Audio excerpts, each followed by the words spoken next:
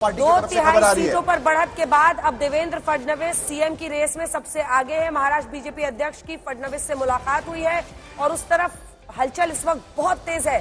प्रवीण दारेकर ने फडणवीस को सीएम पद को लेकर जो पूरी बातचीत चल रही है, सीएम की रेस में फडणवीस आगे है। सूत्रों के हवाले से ये खबर आ रही है। अजय आलोक जी, दिल की बात आप भी जुबान पर लाइए, कुछ हिम्मत दिखाइए, क्या है मामला? क्या वाकई, क्योंकि देखिए आप तो खुद बिहार से ही आते हैं, तो कुछ बताइए, कुछ बोलिए, कुछ स्पष्ट बात तो कीजिए। आपकी पार्टी अगर 85% के स्ट्राइक रेट पर दिख रही है सबसे ज्यादा सीटों के साथ, तो फिर देवेंद्र जी को उप मुख्यमंत्री बनाएंगे या सीएम बनाएंगे? देखिए हंसते मुस्कुराते। अंजना जी, आपसे 3 दिन पहले आपसे डिबेट हो रही थी, तो मैंने कहा था कि क्या पता कि बीजेपी अकेले ही 125 से 135 ले आए।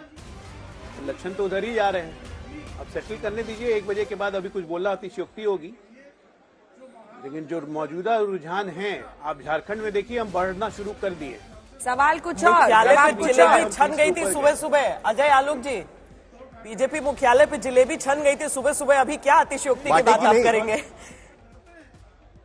बताइए ना, मुख्यमंत्री फडणवीस हो सकते हैं ना, अब तो ऐसा लग रहा है। मुख्यमंत्री का पद, मुख्यमंत्री फडणवीस ऑलरेडी मुख्यमंत्री रहे हुए हैं, तो क्यों नहीं हो सकते हैं?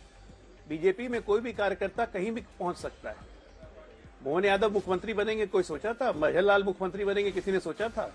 तो बीजेपी में ही नया एंगल घुसा दीजिए पहुंच सकता है।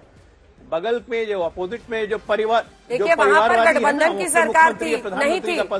हमारे एमपी में कौन से गठबंधन की सरकार थी सर?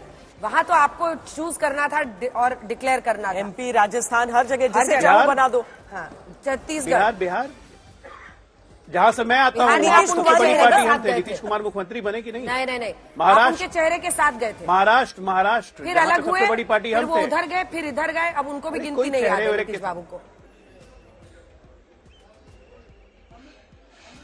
वो तो आज नीतीश बाबू की स्थिति आप भी जानती हैं, हम भी जानते हैं। हम उनके नेतृत्व में चल रहे हैं, बिहार इतनी अच्छे से चल रहा है। अब जहां तक रही सवाल है कि आप महाराष्ट्र में भी नीतीश बाबू बना लेंगे क्या? आपको कल शाम तक पता चल जाएगा। नहीं, क्या पता चल जाएगा कि भाई क्या डिस्कस क्या कर रहे हैं अभी? भाई नेगेटिव क्यों होती हैं? नहीं, अरे अजय आलोक जी, अभी नहीं, अजय आलोक जी, एक मिनट। अभी देखिए नतीजे क्या दिख रहे हैं हमको। फिलहाल रुझान में साफ दिख रहा है कि बीजेपी 125 सीट पर आगे बढ़ रही है।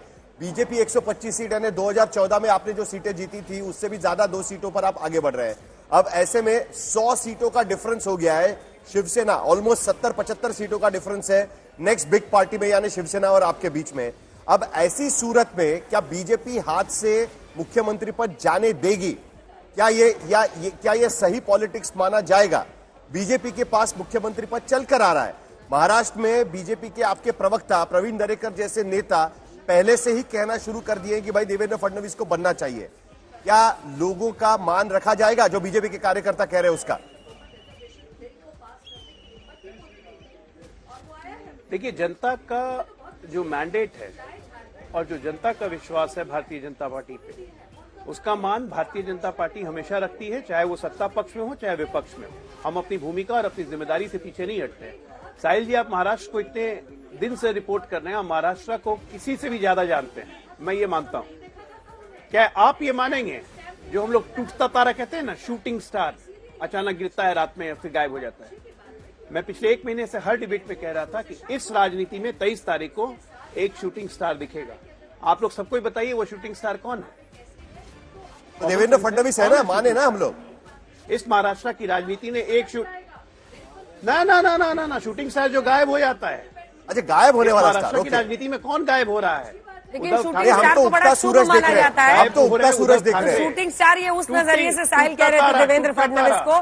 लेकिन ये देखिए, अब ये महाराष्ट्र बीजेपी दफ्तर है और ये 126 सीटों वाली बीजेपी दफ्तर है महाराष्ट्र में। एक इंटरेस्टिंग बात बताऊं, अब तक जो है ना, इस तरीके की बात होने के बाद जो एकनाथ शिंदे की पार्टी है ना, वो ज्यादा जल्दबाजी में फटाफट अपना सेलिब्रेशन कर लेती थी। इवेंट्स बनाने में वो कुछ पीछे नहीं है। लेकिन इस बार हम देख रहे हैं कि अभी तक हमारे पास एकनाथ शिंदे की पार्टी के दफ्तर के बाहर से कोई सेलिब्रेशन नजर नहीं आ रहा है।